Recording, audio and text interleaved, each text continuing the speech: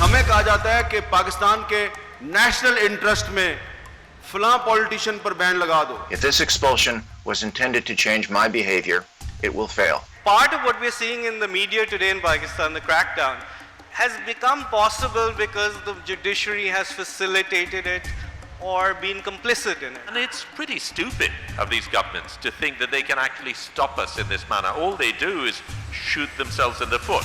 There are a lot of real dangers that Pakistani journalists face, and they have been absolutely stalwart in seeing them down. I think this is a bad phase. There's a reason that dictators want to control the press, or not just dictators, populist leaders, because, you know, they have things to hide. TV stations find their broadcasts suspended when they cross a sometimes hard-to-define red line. The fact that private media itself today has to a large extent become spokespeople for the government is a huge problem. So if we can defeat a powerful dictator like Musharraf, we can also defeat some fake democratic political governments.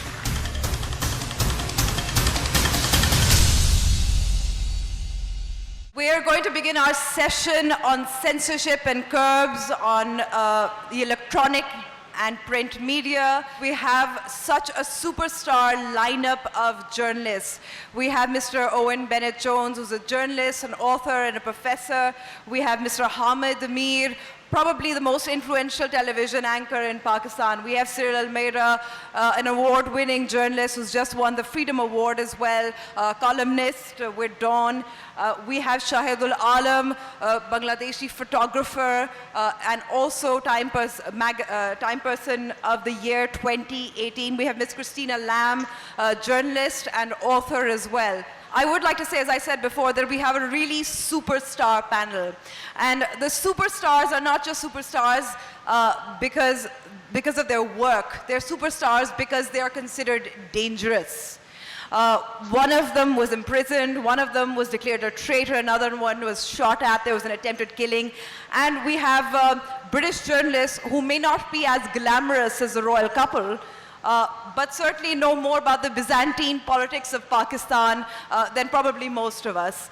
I think the Stephen Butler episode really does underline and underscore the fact how opaque the Pakistani state has become. Despite a valid visa, he was turned away from the Lahore airport because he was on a blacklist. We've heard of the ECL, but what is a blacklist? Now, the Senate tried to investigate this way back in January, and we were told that there were about 15,000 names on this blacklist. But it is also a kind of magical list because it's pulled out of the rabbit's hat whenever it's needed. So far, the government or government officials have not actually responded in terms of why Mr. Stephen Butler was turned away. So yes, we can have the royal couple and celebrate the wonders of Pakistan, but we cannot speak truth to power. Another incident, just before I open up the panel, that I'd like to talk about is Mr. Hamid Mir's channel GeoTV was running a press conference of Maulana Fazlur Rahman, the JUIF leader as well, an opposition leader. And in between, the newscaster was interrupted the live press conference and actually announced on air saying that the Pakistan Electronic Media Regulatory Authority has asked us not to air his press conference live. Now, the PEMRA, or the Pakistani Electronic Media Regulatory Authority, denies that it has issued any notification banning Maulana Fazlur Rahman. And yet again, the government is silent and says nothing. Mr. Stephen Butler would like to say a few words. Let's hear him. I'm so sorry not to be with you in person today. Of course, it's not my choice. As Sulema and Munize said earlier, I arrived at the Lahore airport very early Thursday morning, bearing a valid journalist visa that was issued by Pakistan's embassy in Washington just last month.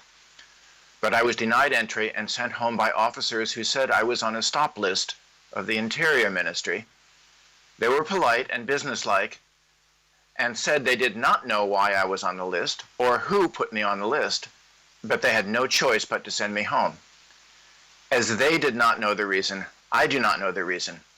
If that was an attempt to send a message to me or silence me, whoever is sending it Please help me to understand. You are not communicating clearly, and in my case, it certainly will not silence me. Will it change what I say about Pakistan and press freedom? I don't think so. I also want to say that this is not primarily a story about me personally. I'm not an important person in this drama. Much more important is what it says about freedom of expression and freedom of the press in Pakistan, both of which are guaranteed in Pakistan's constitution. I visited Pakistan quite a few times in recent years. I've enjoyed my visits and grown fond of the place and the people. I have many friends who I will not be able to see, at least not for now. And for me, this has become deeply personal. Of course, I believe in and support the idea of press freedom. Press freedom is an essential underpinning to democracy everywhere.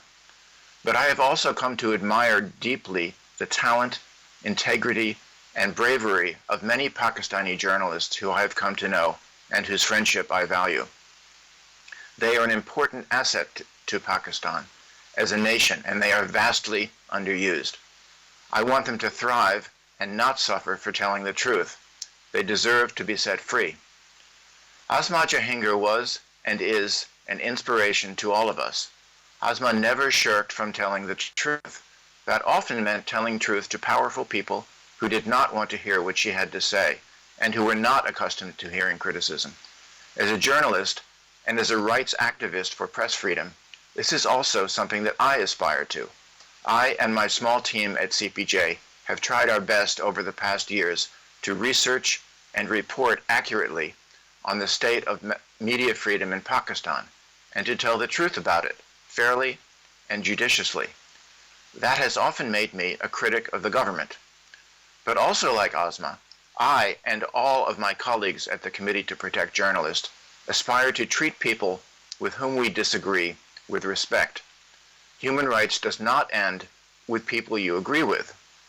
Visiting delegations from CPJ have met with Pakistan's prime ministers and presidents, and we were scheduled to meet with the foreign minister in New York just a few weeks ago, although this was unfortunately canceled at the last minute. We have always dealt respectfully with Pakistan's leaders. We have carefully listened to what they had to say and politely said what we think. Earlier this year, I wrote about the proposal for Pakistan to create a new omnibus media regulator, the Pakistan Media Regulatory Authority. Frankly, this was a terrible idea. My article was definitely critical, but I also spoke at length and quoted at length, and I think fairly, then Information Minister Fawad Chowdhury, who also, by the way, spoke at this conference last year. We don't have to agree on everything.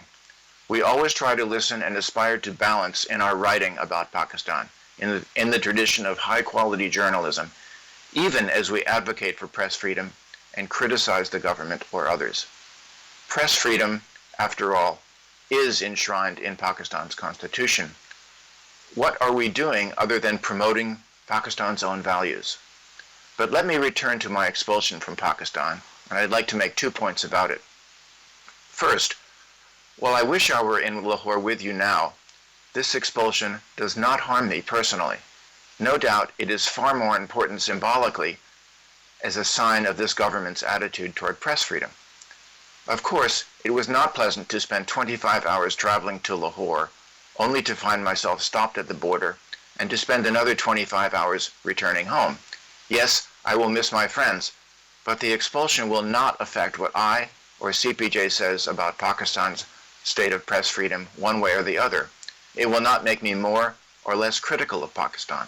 It will not stop us from monitoring violations of press freedom and speaking out when we think it's warranted. It will not lessen our support for Pakistan's embattled journalists. As a journalist myself, I do not enjoy being the subject of the story as I have been for the past few days. That will pass quickly, but I and my colleagues will continue working as usual. If this expulsion was intended to change my behavior, it will fail. But my second point is that I have felt just a little of what my Pakistani friends and colleagues feel every day. The hidden hand of a powerful force that doesn't reveal itself. The experience has brought home to me something that my journalist colleagues know all too well.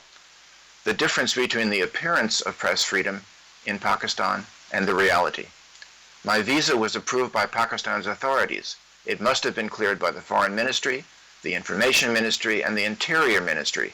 All of the legal and open authorities suggested that I could carry on as I always have. But then, just weeks after my visa was issued, a hidden and powerful force anonymously and wordlessly intervened and contradicted the official legal process. While I don't suffer much personally as a result of this action by a hidden hand, I can't say the same about my journalist friends in Pakistan who experience this kind of anonymous intervention so often, and whose lives and careers are subject to it in a way that mine are not. I have no facts to prove who is behind this, just as attacks on journalists and the media in Pakistan are conducted so often by hidden hands. Pakistan has all the forms and institutions of a free press, but not the reality of freedom. Fortunately, the killing of journalists, which was so rampant 6 or 7 years ago, has come way down. But TV stations find their broadcasts suspended when they cross a sometimes hard-to-define red line. Newspapers can see circulation disrupted. For owners, that results in advertising money down the drain, and it creates a powerful incentive for owners to put pressure on editors and reporters not to step over red lines, whether it be criticism of the courts, security institutions, sensitive foreign relations, or disappearances. TV stations have introduced delays in broadcasts and employ in-house censors with a finger on the mute button. Shows have been canceled. Newspapers have become tamer, leaning on or even firing outspoken journalists, spiking critical copy. The result is a Pakistani public that is less well-informed than it could and should be, and a great national human resource, Pakistan's journalists, that is vastly underemployed. Pakistan's democracy has no chance to fully flower. I hope that all of you, in your collective wisdom, can find ways to work together to counteract these trends. Pakistan will be much stronger as a nation if you succeed, and CPJ will be there to support those efforts, regardless of the hidden hand that has stopped me from joining you in Lahore. Best wishes to all of you for a successful meeting, and thank you. Thank you very much, Stephen, as well. Let's begin the discussion. I'd like to start with Mr. Hamid Mir. And Hamid Mir साहब, बहुत सारे पिछले 1.5 साल में हमने वाक़यात देखे हैं जिसमें बड़े बड़े जो अपोजिशन के रहनुमा हैं उनके इंटरव्यूज़ बंद किए गए हैं. हमने ये भी देखा है कि जिस तरह से अभी मौलाना फजल रहमान की लाइव प्रेस कॉन्फ्रेंस नहीं होती, कहा जाता है कि पेमरा कर रहा है, लेकिन पेमरा कहते हैं हम तो नहीं कर रहे, तो कौन कर रहा है? I attended the meeting of the Human Rights Committee of the Senate of Pakistan, where the officials of the PEMRA were summoned to explain that who is responsible for the censorship imposed on Pakistani media. So the chairman of that committee, he asked a very simple question. Have you ever issued any notification or instructions for banning the coverage of Maulana Fazlur Rahman? They said, no sir. Then the chairman, who is a senator, he said, are you sure you are denying it? In the Senate of Pakistan, you are denying it that you are not responsible for imposing any censorship. You are saying that you have not sent any message. That's what you said. He said, yes sir. Then the chairman of the committee, Senator Mustafa Nawaz Khokar, he said, are you sure what you are saying, that this is not a misconduct what you are saying? Please read the section 7 of the PEMRA ordinance, that is about the misconduct of the chairman PEMRA and the other members. So he read that article. He said that if I claim that I have the evidence that you people have issued written instructions through WhatsApp, then what will you do? The PEMRA official said, I'm sorry sir. So मैं कहना ये चाहता हूँ कि جن لوگوں نے censorship لگائی ہے پاکستان میں وہ اتنے بہادر ہیں کہ جب ان سے سینٹ میں پوچھا جاتا ہے کیا تم نے سینسرشپ لگائی ہے، وہ جھکی جھکی نظروں کے ساتھ جھوٹ بولتے ہیں، نہیں سر۔ پھر جب ان کو کہا جاتا ہے کہ ہمارے پاس ثبوت موجود ہے کہ آپ نے سینسرشپ لگائی ہے، ان کی گردن بھی جھک جاتی ہے، وہ کہتے ہیں سوری سر۔ اب آپ اندازہ لگائیں کہ this is the huge embarrassment of the state of Pakistan which claims that we are a nuclear power. They don't have the moral courage to accept that yes we have imposed censorship. تو وہ پاکستان کے ادارے جنہوں نے censorship لگائی ہے انہوں نے اس ریاست کی نظریں بھی جھکا دی ہیں، اس ریاست کی گردن بھی جھکا دی ہے، ان میں اتنی اخلاقی جرت نہیں ہے کہ وہ مانے کہ ہاں ہم نے سینسرشپ لگائی ہے۔ تو یہ کہاں کی حب الوطنی ہے، یہ کہاں کی پیٹریوٹزم ہے؟ پہلے جب انہوں نے آصف زرداری صاحب پر پابندی لگائی تو ہم نے کہا یہ آپ نے پابندی کیوں لگائی ہے؟ They said we cannot allow the coverage of Asif Ali Zardari because he is under trial. پھر انہوں نے مریم نواز پر پابندی لگا دی، ہم نے پوچھا کیوں لگائی ہے؟ کہتے ہیں we cannot allow the coverage of Maryam Nawaz because she is convicted. اب مولانا فضل الرحمان پر پابندی لگا دی ہے تو اب کہتے ہیں کہ جی ہمارے پاس کوئی ایکسپلینیشن نہیں ہے، بس آپ اس کی کوریج نہ کریں، وہ ایک ریاست کے لیے تھریٹ ہے۔ تو میں کہنا یہ چاہتا ہوں کہ all those people who are responsible for the embarrassment of the state of Pakistan، جو سٹیون بٹلر کے ساتھ کیا، جس نے بھی اس کو پاکستان سے ایکسپیل کیا ہے، جس نے یہ آرڈر کیا ہے، وہ پاکستان کا دوست نہیں، وہ پاکستان کا دشمن ہے۔ He is enemy of Pakistan because he embarrassed the state of Pakistan all over the world۔ جن لوگوں نے مولانا فضل الرحمان پر پابندی لگائی ہے انہوں نے سٹیون بٹلر کو ایکسپیل کیا ہے۔ And all these people, they are, you may disagree with me, they are enemies of Pakistan. They are enemies of Pakistan. They are violating the Constitution of Pakistan because they are violating Article 19. اس سے بڑی پاکستان کے ساتھ دشمنی کوئی نہیں ہو سکتی کہ اس وقت جو کچھ مودی کشمیر میں میڈیا کے ساتھ کر رہا ہے، اور ہم کہتے ہیں کہ مودی کشمیر کے میڈیا پہ سینسرشپ لگا رہا ہے، بہت غلط کر رہا ہے، تو آپ مودی کے راستے پہ چلتے ہوئے پاکستانی میڈیا پر آپ پابندیاں لگا رہے ہیں۔ آپ مودی کے سب سے بڑے فالوور ہیں جنہوں نے سٹیون بٹلر پر پابندی لگائی ہے۔ میں زیادہ لمبی بات نہیں کرتا، میں صرف یہ کہوں گا کہ سوری ٹو سے، جس ملک کی عدلیہ آزاد نہ ہو، جس ملک کی پارلیمنٹ آزاد نہ ہو، اس ملک کا میڈیا بھی آزاد نہیں ہو سکتا۔ عدلیہ کا جو بھی جج تھوڑی سی آزادی اظہار کی حمایت میں سامنے آتا ہے، آپ اس کو بھی عبرت کا نمونہ بنانے کی کوشش کرتے ہیں۔ جو سیاستدان تھوڑا سچ بول دے اس کو بھی آپ عبرت کا نمونہ بنانے کی کوشش کرتے ہیں۔ جو صحافی یہ کرتا ہے اس کو بھی آپ عبرت کا نمونہ بنانے کی کوشش کرتے ہیں۔ لیکن آپ جیسے لوگوں کے لیے حبیب جالب نے ایک بات کہی تھی، جب حبیب جالب صاحب کی ایک کتاب پر پابندی لگائی گئی تو انہوں نے ایک بات کہی تھی، میرے ہاتھ میں قلم ہے، میرے ذہن میں اجالا، مجھے کیا دبا سکے گا کوئی ظلمتوں کا پالا، مجھے فکر امن عالم، تجھے اپنی ذات کا غم، میں طلوع ہونے والا تو غروب ہونے والا، تو غروب ہونے والا۔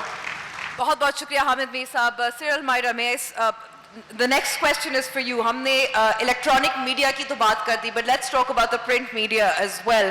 Dawn was a victim as well. The kind of censorship that we've seen on Dawn was not direct. The paper was stopped from its distribution. You were targeted, your editor was targeted because of 2 stories that you did. Can we name the people who did it? Well, first of all, before anything, I'd like to say I'm really glad to be here for Asma Jahangir's conference. And when the organizers reached out to me, I usually don't do these things, but I leapt immediately because it's impossible to say no. And she's dearly missed in this country. I think particularly at this moment in Pakistan, her courage, her tenacity, her willingness to actually speak truth to power in ways that nobody else really has since, and I don't know did before. And so I'm just going to say thank you to Asma.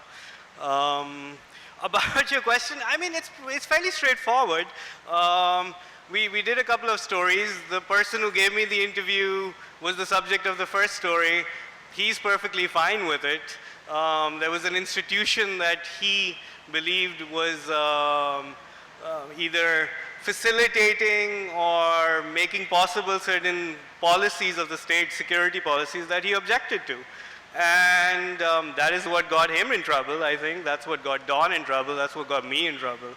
But I would like to say, picking up on Hamid's point about the judiciary, and with apologies to Justice Isa sitting in front of me, he's a noble exception. But I think part of what we're seeing in the media today in Pakistan, the crackdown, has become possible because the judiciary has facilitated it or been complicit in it. And I'll give you my own example. This is the first time I've come to Lahore in 10 months. The last time I was here was for a treason hearing where 2 of the 3 judges of the bench, which issued an arrest warrant for me, put me on the ECL and dragged me to the court. 2 of the judges themselves didn't turn up at this stupendously important hearing 5 months after the event first broke. So I think you've seen this time and again that the judiciary, if you're talking about media freedoms, if you're talking about fundamental rights, it is the courts that have to protect the people and enforce their fundamental rights. I don't expect to be hauled before a court to answer treason allegations for an on-the-record interview that I've conducted with the Prime Minister of Pakistan. But here we have 3 judges of the Lahore High Court drawing me in, issuing an arrest warrant. When I first heard about it, even the way in which it happened was so surprising. I was in Islamabad and somebody messaged me and said, oh, there's an arrest warrant for you and you're back on the ECL. I'm like, why? And they're like, well, you didn't turn up in court in Lahore. I was like, but we didn't get any notice. You know, I'm a fairly easy to find person. Dawn has offices across the country. To this day, we don't know if we received any notice or not. But there you go. As a friend of mine told me at the time, a dear friend who's an advocate of the Supreme Court, he's like, well, you should have gone there. I was like, is this what we're doing now? Is this where we are? Is this the stage where we are, where you're just supposed to turn up in court because you heard a ticker on TV or read something in the news or on social media? And yeah, so I think the problem that we have, picking on from Hamid's thing, it's without the enforcement of fundamental rights, without the courts acting as buffers and protectors and guardians of those rights, it's not going to be possible for small organizations, private organizations, to withstand the onslaught of the state. Thank you. Mr. Shahidul Alam, in Pakistan, we're very fond of comparing ourselves to Bangladesh, and we come off looking very, very bad. I can tell you that honestly. But your experience tells us that economic progress does not necessarily mean that civil liberties are protected as well. Well, firstly, I should question the term economic progress, because if GDP is the only parameter used for determining economic progress, I think there is a fundamental flaw in that. It's worthwhile remembering that today Bangladesh has the fastest growing rate of wealthy people in the world, and that the inequality between the poor and the rich has increased substantially over this period of time. If you look at the people who've actually generated growth in Bangladesh, the garment workers, the migrant workers, the farmers in the field, their situation is no better today than it was, whereas in the last 11 years, something like $83.7 billion have been sent overseas. So I think that definition itself needs to be questioned. But I'll come back to this situation that's happening here, because I think, you know, I'm here now. Had I applied for a journalist visa, I wouldn't have been given one. I came on a conference visa. This is happening in Pakistan. Last month, I was meant to be speaking in India. I was refused a visa. And of course, I did what Stephen did. By the way, Steve, he's not there yet. Is he still listening? I was looking forward to meeting up with an old friend, but... Yes, I'm listening. Hi, Steve. But the point is, at the end of the day, Steve is still here, he's talking to us. I was still participating in India through the same means. And it's pretty stupid of these governments to think that they can actually stop us in this manner. All they do is shoot themselves in the foot. But it goes to show how idiotic these regimes are, really, and that at the end of the day, someone needs to tell them, look, come on, get out of this, grow up.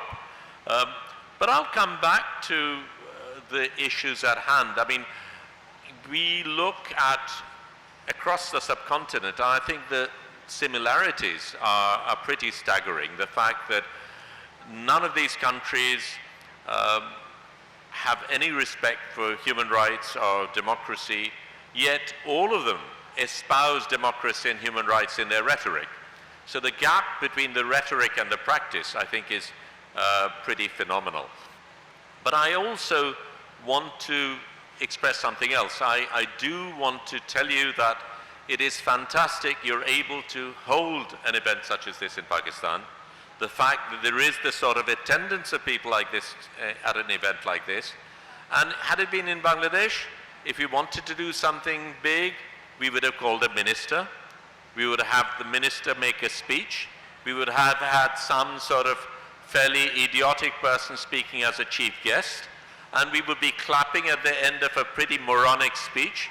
And that's the way it goes. And I think it is time when we ourselves begin to question the way we do things. Because in Bangladesh today, we have a regime which has come in unelected. That is the truth. Everyone knows it. Yet we are not able to question these people and say, you have no right to be here.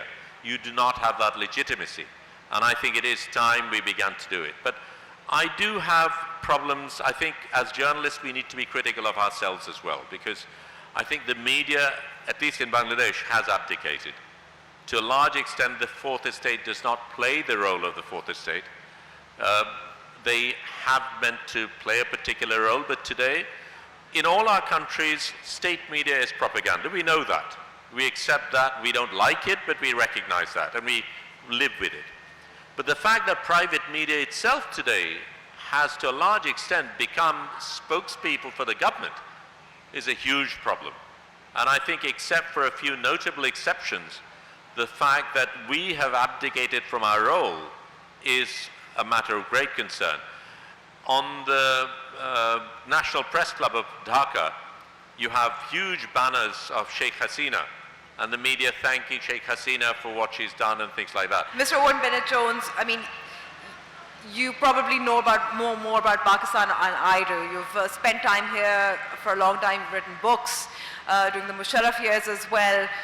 Do you see, because we're very fond of saying that the kind of censorship that we're seeing in Pakistan as well, we've never seen even during a dictator's time. Do you think that's true? Is that even possible? No, it's a good question, and clearly the level of censorship has varied quite significantly over the years. I've just been writing about the Zulfikar Ali Bhutto days, and one of his first acts was to put the editor of Dawn in prison. So I mean, this is not new, and there is obviously a fluctuation in the level of control that the press is put under. It seems to me at the moment the press is under significant pressure, and that journalists are finding it quite difficult to do their work. As ever, the Pakistani journalists are amazingly robust, and even in the most difficult times have always refused to give in, and have really followed Asma Jahangir's example, I guess, of just getting on with it, doing it, taking the risks, which not all of them come from government. It's only fair to say that a lot of them are from militant groups and so on. But there are a lot of real dangers that Pakistani journalists face, and they have been absolutely stalwart in seeing them down. I think this is a bad phase. There have probably been worse, to be honest, but it's not an easy time for journalists to work here. Ms. Christina Lamb, one of the things that the Prime Minister was asked when he was on his trip to the US was whether the press is free in Pakistan, and his response was it's freer than the British media. I know, that made me wonder why you'd asked me onto this panel. I'm not aware that in my country we have mute buttons for the TV, anchors, or that we have press conferences being taken off air halfway through. But perhaps he knows something I don't know. I'm old enough to, I first came here when General Zia was in power, so I'm old enough to remember that kind of censorship when there was actual things blanked out of the newspapers, and in those days, of course, there was only one TV channel, PTV, so things were much more simple. But maybe I'd like to kind of broaden the discussion a little bit, because I think that the press is under siege all around the world in a way that I've never seen in my career. And it's not just in dictatorships and authoritarian regimes, it is in so-called democracies and Western democracies as well. And I think that the onus is on us to really kind of step up, and when we're being accused of fake news or other things like that, that we have to respond and show that there really are facts out there, and that they may be inconvenient to certain people, but facts are facts. And so it's up to us to maybe work harder than ever, and perhaps there's a certain amount of responsibility on our side. My own history in Pakistan, some of you might be aware that I have been deported twice for my reporting from here. The last time, hopefully was the last time, was in 2001, when I was reporting on how Pakistan's ISI was still arming the Taliban after 9/11. I was deported, and the story that was put out was that I had tried to buy an airline ticket in the name of Osama bin Laden. This was reported in most of your media in Pakistan, and I have to tell you, not a single person contacted me, even though many of you knew me, and nobody asked me, was that actually true? So, there is a certain amount of responsibility for us to do our job properly. And, there's a reason that dictators want to control the press, or not just dictators, populist leaders, because, they have things to hide. And we're seeing countries also now, things are much more complicated than when I started. When I first came here and lived in Peshawar, I used to have to file my copy by telex, and there was no internet and no mobile phones. Of course, life is a lot easier as a journalist having all those things, but it's also meant that anybody can be a journalist, anybody can put information out there, and all of our media organizations are under a lot of financial pressure now because of all this competition and the fact that advertising that we used to depend on now no longer have it. So we're being squeezed on many sides financially, people wanting to control the flow of information. And some of you might be aware that last year was the most dangerous year ever for journalists around the world. More journalists were killed than at any time since it's been recorded. And interestingly, we tend to think of when journalists are killed, it's usually in war reporting. A lot of those journalists were killed for covering corruption. Some of India is a country where press freedom has got a lot worse, but we've also seen it in Europe. We had a leading journalist in Malta being killed in a car bomb because of what she was reporting. We also had a young journalist, Jan Košák, in Slovakia, just 27, who was killed with his fiancée because of what he was reporting. But I have to say, sometimes you might think, well, is it worth it? As a result of his reporting, the government changed in Slovakia. And I was just recalling yesterday that it was exactly 12 years since I was on Benazir Bhutto's bus when it was blown up in Karachi. And remembering that and how difficult it was afterwards. And I actually, back in England, just after that happened, I met up with a human rights lawyer from another country, from Zimbabwe, who is almost like the sort of Asma Jungir of Zimbabwe, a very brave woman called Beatrice Matetwa. And I said to her, I'm not sure if I want to keep doing this, because it's, I'd had lots of narrow escapes that year. And I said, it also seems like sometimes it doesn't make any difference what we report, and all these bad things keep happening. And she said, if people like you don't report what things people like me are doing, what is the point of what we're doing? Hamid Saab, how do we resist? Because when Musharraf banned your program, you did a kind of roadshow in front of the press club. But when we don't know, how do we combat this current trend of censorship? What's resistance? What does a resistance look like? Amber, if you exactly remember, when Pervez Musharraf imposed a ban on me and some other channels, so we started doing our shows on the roads, on Constitutional Avenue, on Jinnah Avenue, and in every second show, Mr. Imran Khan was the most popular guest in our road shows.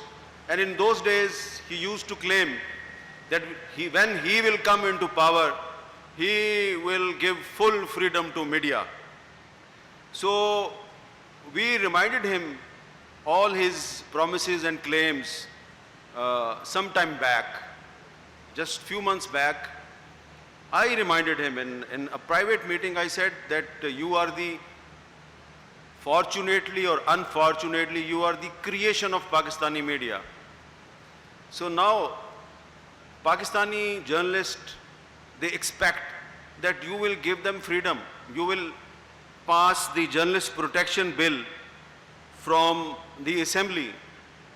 And I must give credit to Dr. Shiri Mazari, who is the Human Rights Minister.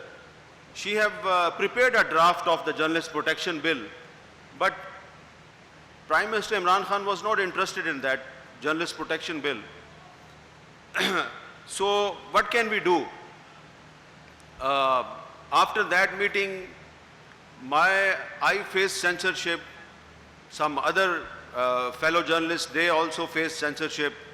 Now the whole media is facing censorship, and it is very unfortunate that every single conscious Pakistani citizen, every Pakistani citizen who watch television or who can read newspapers, he is aware that Pakistani media is facing censorship. But the state of Pakistan, the Information Ministry, the PEMRA, all other state institutions, they're claiming that there is no censorship. So the state is lying. रियासत झूठ बोल रही है.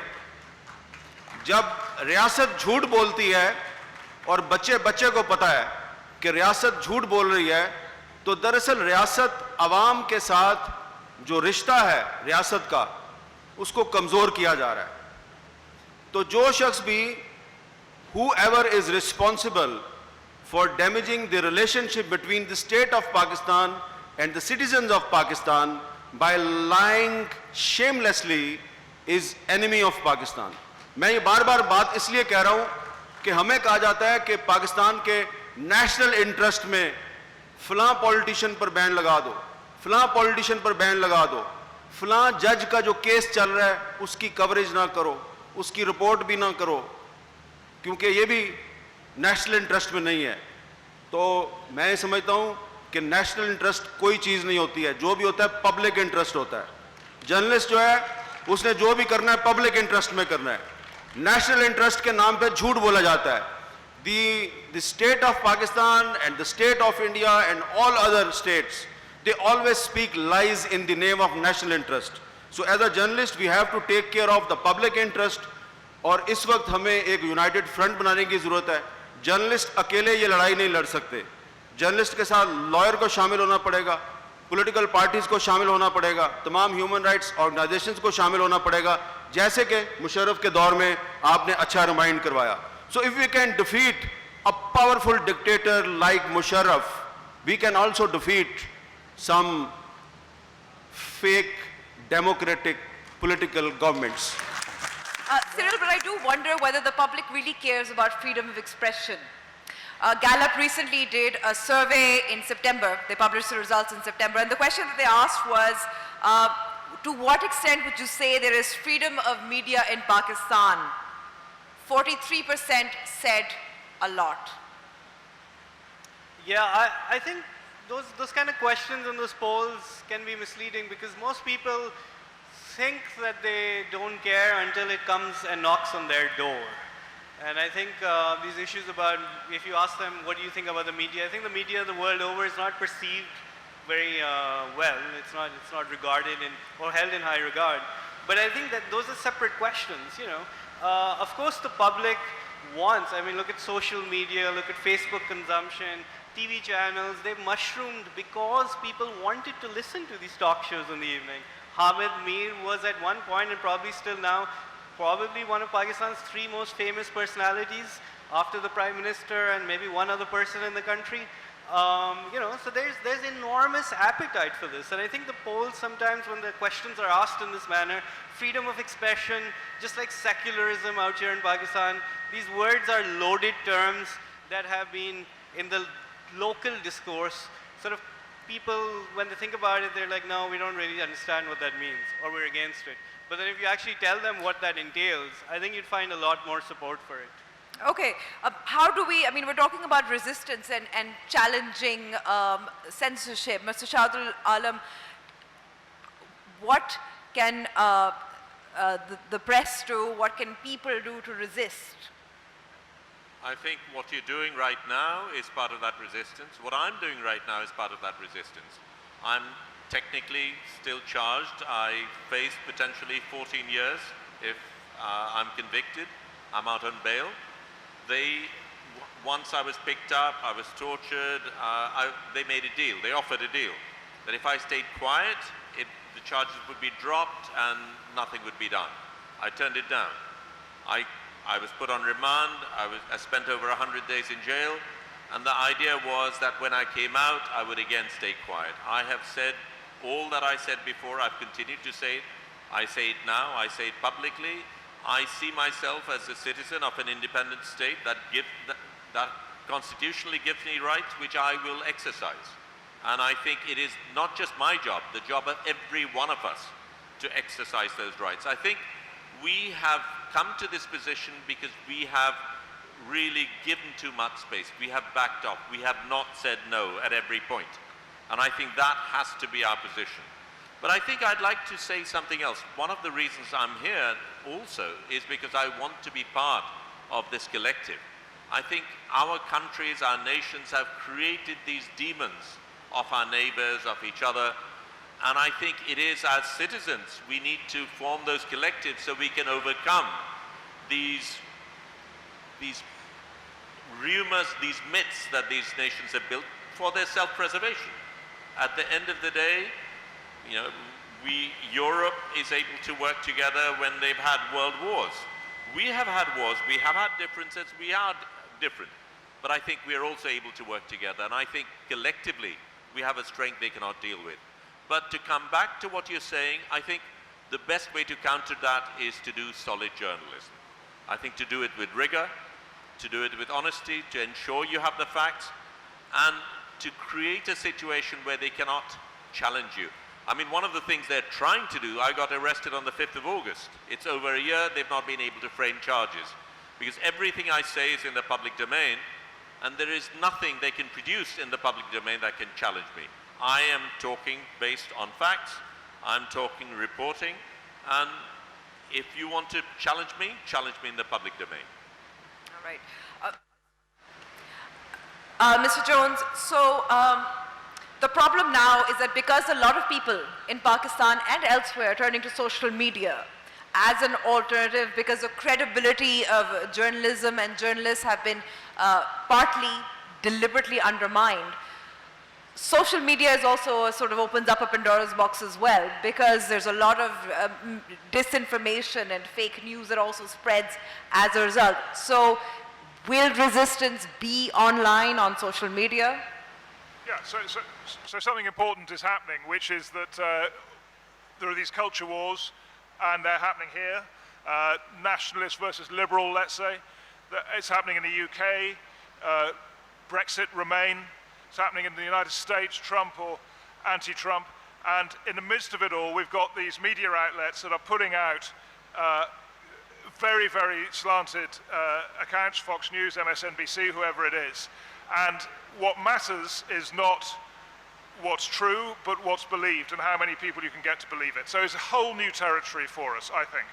And these culture wars, the liberals tend to be trying to answer it with just what you said. We must stick to our job, we must do the good journalism, we must not be at fault, and it's not enough. I don't think it's enough, because people just don't believe it, and the organizations producing this kind of material are discredited. So that takes you into very difficult territory, and I sort of reached a conclusion that the only way to meet disinformation in this culture war is to fight back in equal terms. I mean, I realize that's quite a bleak thing to say, but fire has to be fought with fire, maybe, and it seems to me that the traditional answers we've got really don't work, because the BBC's in this position where it's putting out, you know, reliably checked information, and people just don't believe it anymore. So that really makes it quite difficult, I think, and I'm not terribly sure there is an easy answer to it. One of the problems that we've seen the last couple of years with channels being pulled off air, with newspaper circulation being limited, is the pressure is also financial, as you said, and the pressure can be deliberately applied through financial tools. And yet when we see social media, Ms. Lam, it's also not enough of an alternative. It doesn't, thousands of journalists who have lost their jobs because of these financial pressures in Pakistan and also around the world as well. But yet we don't have an alternative business model on digital media to bypass censorship. So we don't have an alternative business model. Well, this is one of the big problems. Nobody's really worked out how to make money from going digital. It's challenging all media organizations everywhere. My own newspaper, the Sunday Times and Times in UK, have a paywall, so people have to subscribe to be able to access it, which on one hand is quite frustrating because it means we reach a very limited number of people. But, you know, I think in this day and age, journalism, proper journalism, is expensive to do, and people have to pay for it. You know, just as young people are used to paying for music and other things, people should pay for proper journalism.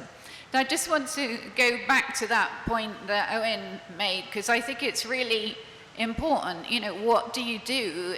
And it's something affecting all of us around the world. What do you do when people won't believe actual facts? So we have a vote today in my country as we speak on Brexit, and you know, people voted for Brexit, a lot of them, on the basis of a lie that was printed on the side of a bus.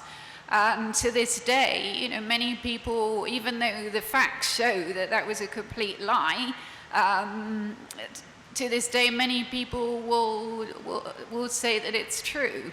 And I remember on World Press Freedom Day earlier this year, Christian Amanpour tweeted, "Be truthful, not neutral." But as Owen said, you know, it's not enough to be truthful anymore, because there are people that just won't believe facts. So I'm not sure if I completely agree with using fire to fight fire. I mean, I think that we have to be even more kind of diligent and vigilant and trying to expose things and, you know, and do our work in a very good way that can't be challenged, because there are facts. And I think that in the United States, we've seen the New York Times and Washington Post really rise to the challenge, actually, of Trump and the criticisms of fake news and being enemies. And they have done really amazing work. And so it can be used to inspire us to do our jobs better. Thank you. I'd like to, we have time for a few questions from the audience as well, if anybody would like to ask a question. How would you propose that young people like us and established people like you can challenge the institutions that are actually dictating the policies, the foreign policies and the censorship in Pakistan. Read the judgment of the 2 Supreme Court judges in Faizabad Dharna case. तो वो जो फैज़ाबाद धरना case में जो judgement है उसमें सारी बात आपको समझ आ जाती है। जो काम मीडिया को करना चाहिए था वो सुप्रीम कोर्ट ने कर दिया, चलिए अच्छी बात है, कर दी। लेकिन अब अगर उन्होंने कर दिया है तो जो बात मैंने आपको कहने की कोशिश की इस वकील दोस्त को कि ना तो मीडिया उसको रिपोर्ट कर सकता है प्रॉपरली, ना ही लॉयर्स कम्युनिटी उस तरीके से यूनाइट होकर सामने आई है जिस तरह उसको आना चाहिए था, और पॉलिटिकल पार्टीज तो वैसे ही उस पर खामोश हैं और खामोशी की वजह से बहुत से फायदे भी उठाते हैं बहुत बड़े बड़े लीडर। तो अगर आपने खामोशी करके सौदेबाजी करनी है, so it is very easy. So I think that we challenged dictator Musharraf in 2007 when he imposed emergency, when he suspended the constitution of Pakistan. So how we defeated him? Because we were united. So today we need a united front. That's what I'm trying to tell you. अगर हम unite हो जाएंगे और सिर्फ हम आपपरा चौक में या Regal चौक लाहौर में वो फैज़ाबाद धरना केस की जजमेंट को पैरा बाई पैरा पढ़ना शुरू कर दें तो इनके पल्ले कुछ नहीं रहेगा। लेकिन इसके लिए जुर्रत की जरूरत है। आप अपने आप से पूछिए क्या आप में ये जुर्रत है? मैंने तो जो बोल दिया है ये आप बाहर जाके बोलने के लिए तैयार हैं? ये अपने आप से पूछिए। अगर जवाब हाँ में है तो आप जीत जाएंगे, अगर जवाब ना में है तो अनु होर छितर पैणगे। I host a television show as well, and we're asked not to cover certain issues, certain topics, and I comply because I'm afraid for my media organization. I'm afraid of the impact that it will have on the lives of the people who work with me, my team as well.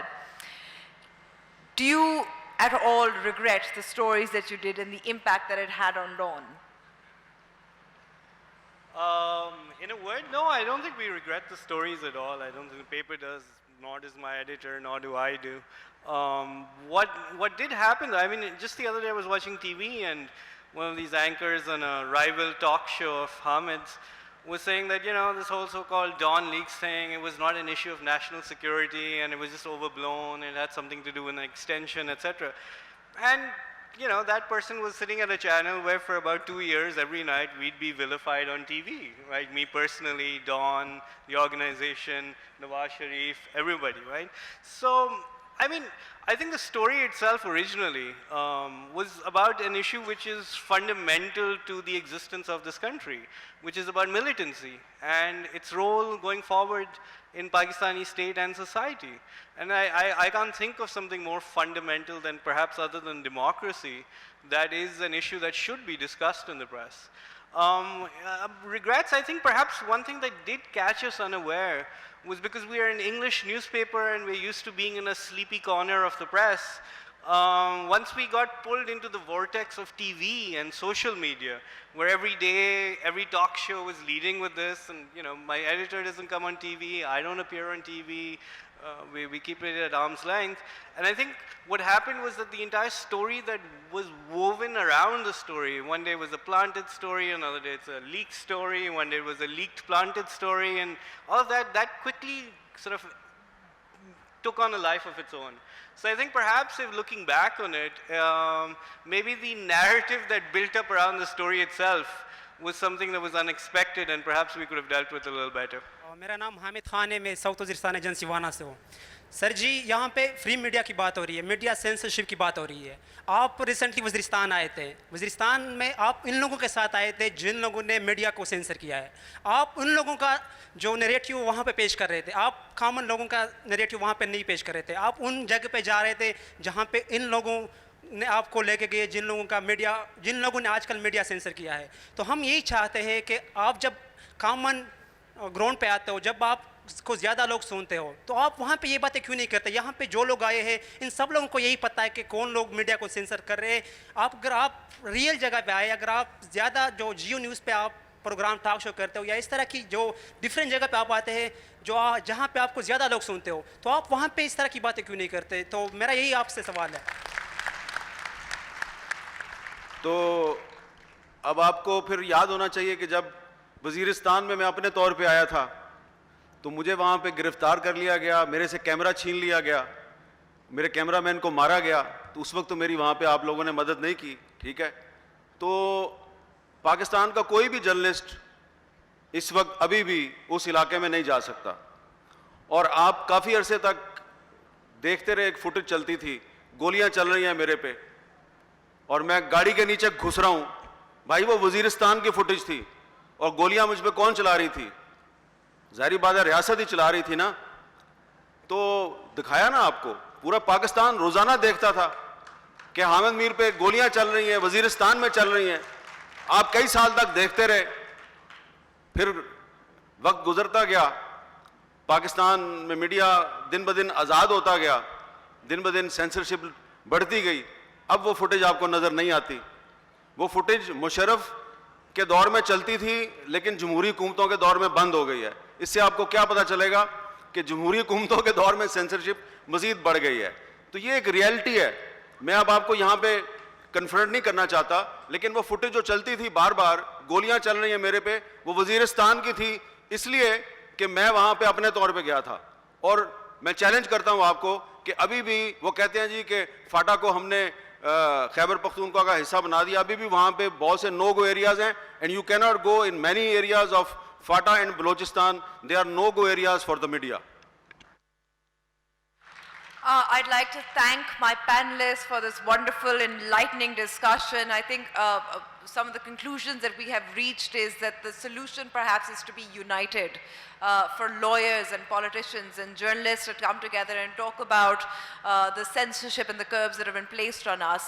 And perhaps the other solution is to do better journalism so you're not challenged as well. I think I've seen how many media organizations that do good journalism actually get away with it because it's solid.